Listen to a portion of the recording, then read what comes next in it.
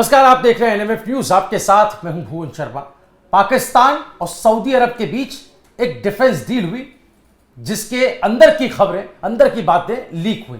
इसी पर करेंगे आज हम बात, कैसे पाकिस्तान के 25,000 सैनिक भाड़े पर लड़ेंगे सऊदी अरब के लिए और यह खबर भारत के लिए कितनी अहम हो जाती है। इस पर बात करने के लिए मेरे सहयोगी अभिषेक मेरे साथ हैं। अभिषेक, इस खबर को बताएं पहले, यह खबर क्या है? देखिए, पाकिस्तान का इतिहास ही रहा है भाड़े पर अपने सैनिकों को दूसरे देशों में भेजना। आज से नहीं, 1960 से पाकिस्तान का यह इतिहास है।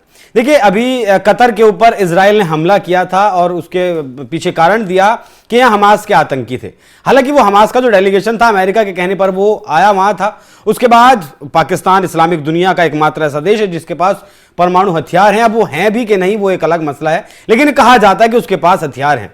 इसी को लेकर शहबाज शरीफ को बुलाया जाता है सऊदी अरब में। अच्छा खासा रेड कारपेट बिछाया जाता है, उनके प्लेन के साथ 4 F-35 के साथ भव्य स्वागत किया जाता है। मतलब पाकिस्तान को उस वक्त लगा था कि हाँ, कि हमारे पास कुछ है, ऐसा सब कुछ हुआ। उसके बाद तालिबान ने पाकिस्तान के ऊपर हमला किया जिसमें सऊदी अरब के साथ जो ये डील हुई थी वो काम नहीं आई। लेकिन अब जब जरूरत पड़ी है सऊदी अरब को, तो सऊदी अरब ने एक बार फिर से पाकिस्तान की तरफ देखा है और भाड़े पर पाकिस्तान के 25,000 सैनिकों को अपने देश में बुलाया है। लगभग 15 से 20,000 सैनिक ऑलरेडी पाकिस्तान के माफ कीजिएगा सऊदी अरब में मौजूद है। लेकिन अब एक बार फिर से लग रहा है कुछ खतरा महसूस हो रहा होगा सऊदी अरब को, क्योंकि सऊदी अरब इससे पहले लगभग 7 बार पाकिस्तान की सेना को बुला चुका है। तो पाकिस्तान एक ऐसा देश है जिसकी मतलब ये भी आप जान लीजिए कि पाकिस्तान की कमाई का मुख्य स्रोत में भी ये आता है जो दूसरे देशों में सेना भेजता है और वहां से जो पैसा आता है। यूएन का जो रेट है वो लगभग शायद 1200 अमेरिकी डॉलर प्रति सैनिक है। लेकिन उसे बढ़ा दिया है इस डील के चलते सऊदी अरब ने, और इसे 1400 डॉलर प्रति 1600 डॉलर प्रति सैनिक कर दिया है। पाकिस्तानी रुपये में अगर इसकी बात करें तो लगभग 4,51,000 की ये रकम बैठती है। और एक पाकिस्तानी सैनिक के लिए मुझे लगता है कि ये रकम बहुत ज्यादा है और इसके लिए वो भाग दौड़ वहां ऐसे देशों के लिए, ऐसे काम के लिए करते हैं, क्योंकि करना तो वहां कुछ है नहीं जाकर। ये एक सवाल अभिषेक, पाकिस्तान को क्या मिलेगा? आगे बढ़े उससे पहले, ये डील में दोनों तरफ के फायदे हैं। इस तरफ से अगर पाकिस्तान सैनिक भेज रहा है, सैनिकों का खर्चा सऊदी उठा रहा है, वो बात समझ में आती है। लेकिन पाकिस्तान का और इसमें अपना इंटरेस्ट क्या है? निवेश, $10 बिलियन का निवेश करने की बात सऊदी अरब ने कही है। हालांकि वो करेगा या नहीं करेगा वो एक अलग बात है, क्योंकि सऊदी अरब कर्जे के तौर पर पाकिस्तान को पैसे दे सकता है और देता भी है। पिछली बार जब IMF से लोन मिला था तो सिर्फ बैंक में रखने के लिए $2 बिलियन उसने दिए थे कि तुम्हें कर्जा मिल जाएगा, उसके बाद तुम जब चुकाओगे तो चुका देना। निवेश करने से सऊदी अरब भी डरता है। क्यों डरता है? क्योंकि पिछले दिनों में जिस तरीके से अमेरिका और चीन के बीच में पाकिस्तान पिसा है, पाकिस्तान चीन को भी अपने यहां बुला रहा है, पाकिस्तान अमेरिका को भी अपने यहां बुला रहा है। खैबर पख्तूनख्वा में आप देख रहे हैं TTP लगातार लड़ रही है, बलूचिस्तान में BLA लड़ रही है, सिंध प्रांत भी आपस में लड़ रहे हैं। तो इसको देखते हुए जो इंटरनेशनल कंपनियां थी पाकिस्तान से, वो हजारों कंपनियां वहां से जा चुकी हैं। फिलहाल पाकिस्तान को एक ब्लेड की अगर जरूरत है, ब्लेड छोटा सा ₹1 का जो आता है और ₹1 का जो शैंपू आता है, उसके लिए भी और देशों पर निर्भर रहना पड़ता है। उसके यहां कुछ भी अब नहीं बनता है, क्योंकि बड़ी बड़ी जितनी भी कंपनियां हैं वो उसके यहां से जा चुकी हैं। वो टेक कंपनियां हो, मैन्युफैक्चरिंग कंपनियां हो, या फिर जो बिजनेस से रिलेटेड कंपनियां हो, या फिर जो जितनी भी मार्केटिंग कंपनियां थी, वो ज्यादातर लगभग 87% इंटरनेशनल कंपनियां जा चुकी हैं। तो पाकिस्तान को अब जरूरत है निवेश की। पाकिस्तान की अर्थव्यवस्था जिस तरीके से बेपटरी हो रही है, क्योंकि $412 बिलियन के आसपास की GDP पाकिस्तान की है और लगभग $200 बिलियन का उसके ऊपर कर्ज है। अभी $40 बिलियन का कर्ज उसने IMF से भी सैंक्शन करवाया, जो आने वाले 10 साल में उसे मिलेगा। और अब $10 बिलियन का निवेश सऊदी अरब करेगा। इससे ऐसा हो सकता है, मुझे ऐसा लगता है कि अगर सऊदी अरब निवेश करेगा पाकिस्तान में, सऊदी अरब थोड़ा सा भरोसा अगर जताएगा, तो कम से कम जिन देशों में पाकिस्तान सेना भेजता है, 7 ऐसे देश हैं जहां वो भाड़े पर अपनी सेना भेजता है, वहां से थोड़ा बहुत निवेश आ सकता है। क्योंकि पाकिस्तान ने भाड़े पर सैनिक भेजकर देख लिया, काम नहीं चल रहा है। अपनी जमीनों को भी बेचकर देख लिया, तब भी काम नहीं चल रहा है। वो चीन के हाथों बेचनी हो 40,000 हेक्टेयर जमीन वो CPEC के तहत, या फिर अमेरिका को अब बलूचिस्तान में डील करना हो रेयर अर्थ मिनरल्स के लिए, या फिर पाशनी शहर में पाशनी पोर्ट एक बंदरगाह अलग से बनाने के लिए अमेरिका को वहां प्रस्ताव देना हो, तो बहुत सारे काम फिलहाल पाकिस्तान कर रहा है। कुल मिलाकर अगर एक देशों की मैं लिस्ट आपके सामने रखूं तो सऊदी अरब में 15 से 20 हजार सैनिक पहले से मौजूद हैं, 25,000 सैनिक और जाएंगे। उसके बाद UAE में भी इसके सैनिक वक्त वक्त पर जाते रहते हैं। Kuwait, Qatar, Oman, Jordan, Libya, अगर आप देखेंगे तो सब मुस्लिम राष्ट्र हैं और सब उधर मिडिल ईस्ट के ही देश हैं, जिन्हें खतरा है हिजबुल्लाह से, जिन्हें खतरा है हूथियों से, जिन्हें खतरा है हमास से। हमास से तो सिर्फ फिलहाल तो इजराइल का ही चल रहा है, लेकिन ऐसा नहीं है कि ये सब ईरान के प्रॉक्सी हैं और ईरान इन्हें फंड करता है। ईरान और सऊदी अरब का आपको पता ही है कि शिया सुन्नी की लड़ाई है मुसलमान की दुनिया में। ईरान चाहता है कि मैं सर्वे सर्वा हूं, मैं बड़ा देश हूं, और सऊदी अरब चाहता है कि मैं बड़ा देश हूं। और इन्हीं दोनों की जो प्रॉक्सी है हिजबुल्लाह और आपका हूती, ये हूती लगातार, हिजबुल्लाह और हूती लगातार तंग करते हैं सऊदी अरब को। इसके लिए ही कई बार 1960 की अगर बात करें तो जो दक्षिण की यमन वाली जो सीमा है वहां विवाद हुआ था, तब 1960 में पाकिस्तान ने अपने सैनिक भेजे थे।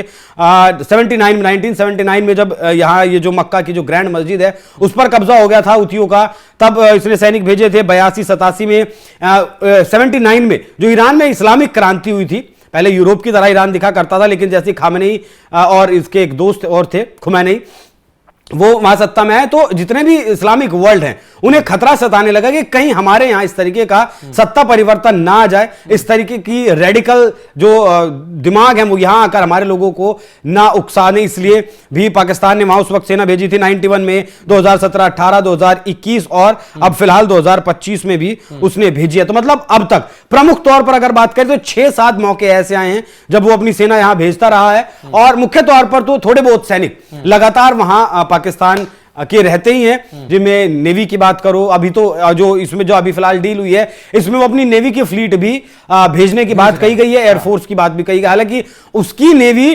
कितनी आपको कहूं कि दिलेर है, वो इस बात से समझ लीजिए कि ऑपरेशन सिंदूर के दौरान आप सुन रहे थे कि इस बार हो सकता है कि नेवी की तरफ से कुछ टारगेट किया जाए। तो जितने भी डॉकयार्ड थे कराची शहर के, कराची बंदरगाह पर जितने भी डॉकयार्ड थे या फिर जितने भी आर्मी की फ्लीट थी वो सब गायब थी पाकिस्तान की। सिर्फ एक फ्लीट वहां खड़ी थी, वो थी आपकी तुर्की की जो आई थी, तुर्की जो अपना फ्लीट लेकर आया था, उसमें भी 2 डिस्ट्रॉयर थे और एक शायद मतलब लड़ाकू जो जहाज था वो था। वो 3 जहाज सिर्फ वहां खड़े थे उसके बंदरगाह पर या उसकी सीमा में।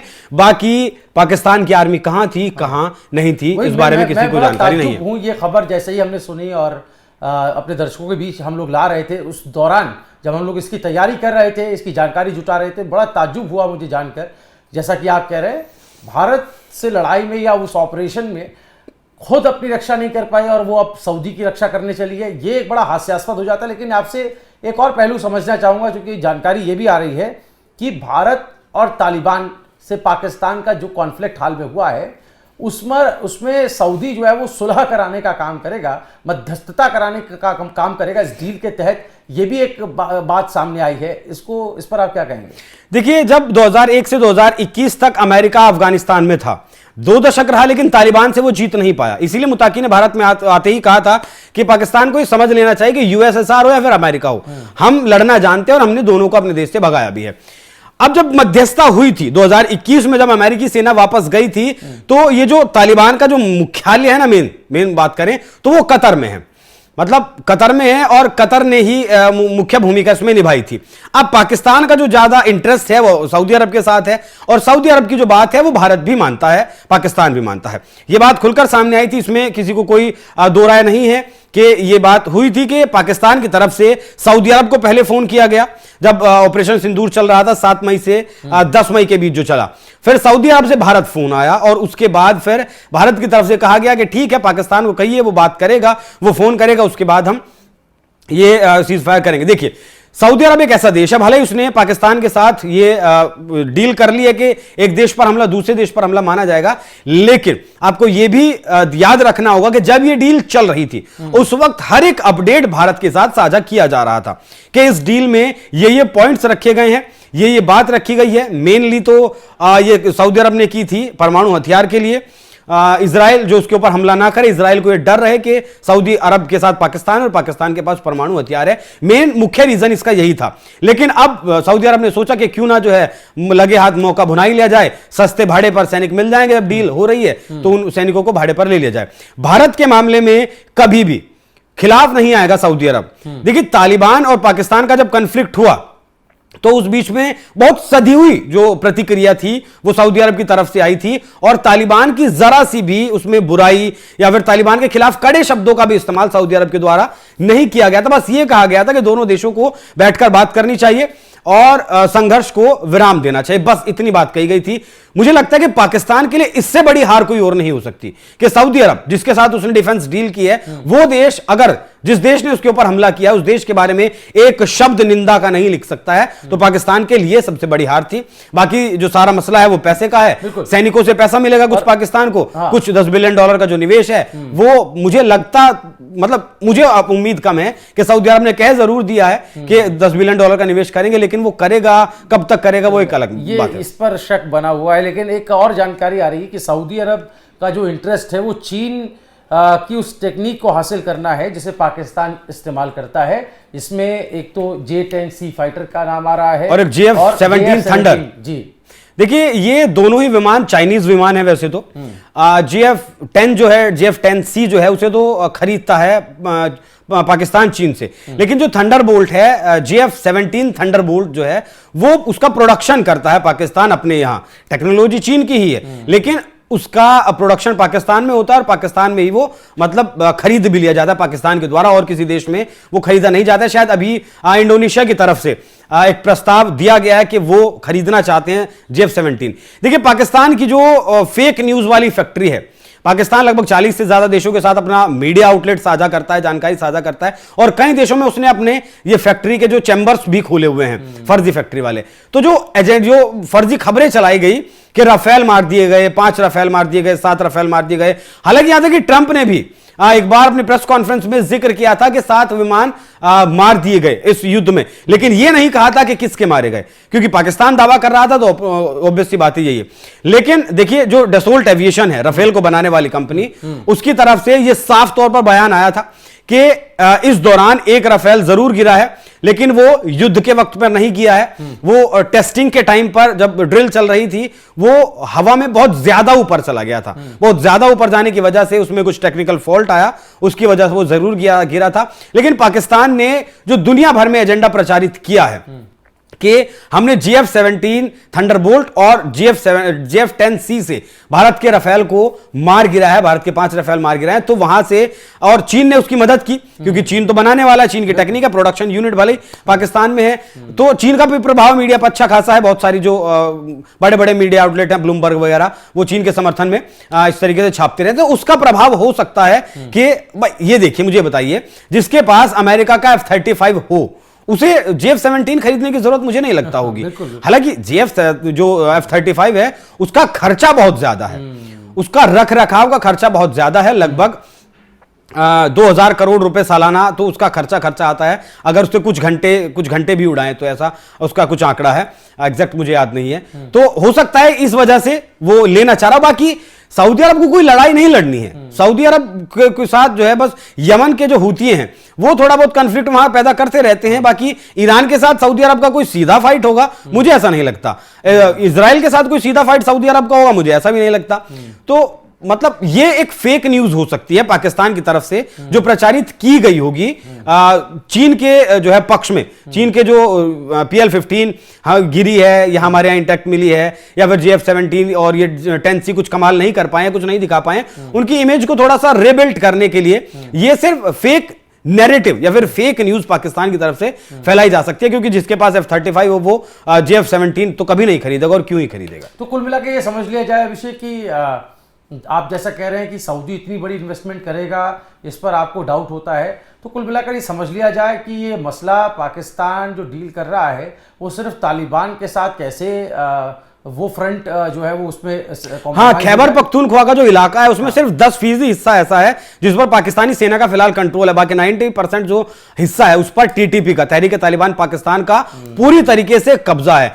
तो ये हो सकता है कि मध्यस्थता करवाकर, क्योंकि डूरंड लाइन को तो तालिबान नहीं मानता है और तालिबान का ऐसा कहना है कि कटक तक का जो इलाका है वो अफगानिस्तान का है, वो हमें दे दिया जाए। तो दोनों को बैठाकर सुलह करके ऐसा हो सकता है कि पाकिस्तान का जो खैबर पख्तूनख्वा का जो इलाका है उसमें से कुछ हिस्सा तालिबान को या फिर अफगानिस्तान को दे दिया जाए और उस सीमा पर शांति करने की कोशिश की जाए, क्योंकि इस कॉन्फ्लिक्ट के दौरान सैकड़ों जो पाकिस्तान के जवान हैं वो मारे गए हैं, और जिस आर्मी को भाड़े पर भेजता है पाकिस्तान, उसकी वर्दी उतारकर तालिबान के जो तालिबानी जो हैं उन्होंने चौराहों पर लटकाकर 10-10 रुपए में उनकी बोली लगाई है। उनके टैंकर लेकर भाग गए हैं, लेकर चले गए हैं, और खुले तौर पर अब तो चेतावनी दी है कि अगर मां का दूध पिया है तो हमें हाथ लगाकर दिखा दो, हम बता देंगे कि हम क्या चीज है। इस वजह से अपनी थोड़ी सी रिबिल्ड करने के लिए दुनिया में ज्यादा बेइज्जती ना हो। 100 बात की एक बात यही मुझे लग रहा है, और हम लोग जिस निष्कर्ष पर पहुंचे हैं, और हमने भी जैसे कहा कि सीक्रेट डील है, उसको हमने उससे पर्दा उठाने की कोशिश की है कि ये सीक्रेट डील दरअसल सिर्फ पैसों के इन्वेस्टमेंट की डील नहीं है। सऊदी जो है